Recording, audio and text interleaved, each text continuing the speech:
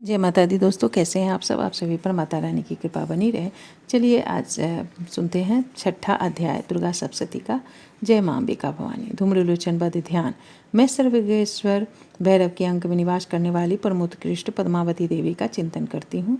वे नागराज के आसन पर बैठी हैं। नागों के फनों में सुशोभित होने वाली मणियों की विशाल माला से उनकी देहलता उद्भासित हो रही हैं। सूर्य के समान उनका तेज है। 3 नेत्र उनकी शोभा बढ़ा रहे हैं।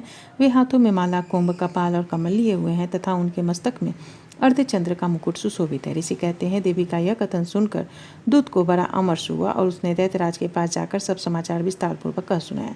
दूत के इस वचन को सुनकर दैत्यराज कुपित हो उठा और दैत्य सेनापति धूम्रलोचन से बोला, धूम्रलोचन, तुम शीघ्र अपनी सेना साथ लेकर जाओ और उस दुष्टा के केस पकड़कर घसीटते हुए उसे बलपूर्वक यहाँ ले आओ। उसकी रक्षा करने के लिए यदि कोई दूसरा खड़ा हो तो वह देवता, यक्ष अथवा गंधर्व ही क्यों न हो, उसे अवश्य मार डालना।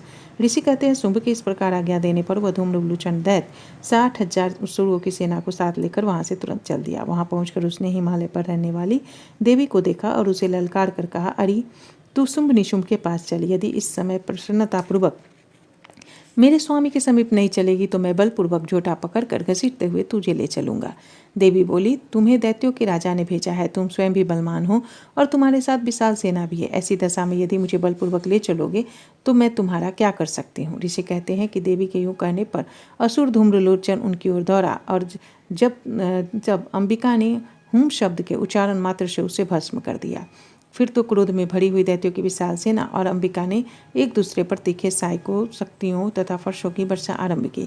इतने में ही देवी का वाहन सिंह क्रोध में भरकर भयंकर गर्जना करके गर्दन के बालों को हिलाता हुआ असुरों की सेना में कूद पड़ा। उसने कुछ दैत्यों को पंजों से मार से और कितनों को अपने जबरों से और कितने ही महादैत्यों को पटक कर ओठ की दांतों से घायल करके मार डाला। उस सिंह ने अपने नखों से कितनों के पेट फाड़ डाले और थप्पड़ मारकर कितनों के सिर धड़ से अलग कर दिए।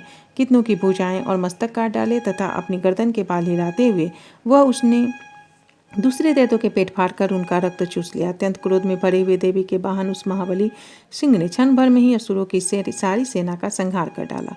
शुंभ ने जब सुना कि देवी ने धूम्रलोचन असुर को मार डाला तब उसके सिंह ने सारी सेना का सफाया कर डाला। तब उस दैत्यराज को बड़ा क्रोध हुआ और उसके ओठ कांपने लगे और उसने चंड और मुंड नाम के 2 महादैत्यों को आज्ञा दी, हे चंड और हे मुंड, तुम लोग बहुत बड़ी सेना लेकर वहां जाओ और उस देवी के झोटे से पकड़कर अथवा उसे बांधकर शीघ्र यहाँ मेरे पास लेकर आओ। यदि इस प्रकार उसको लाने में संदेह हो तो युद्ध में सब प्रकार के अस्त्र शस्त्रों तथा समस्त आसुरी सेना का प्रयोग करके उसकी हत्या कर डालना।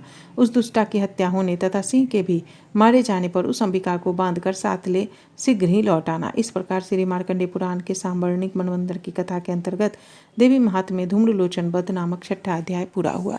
जय मां अंबिका भवानी। जय मां अम्बा।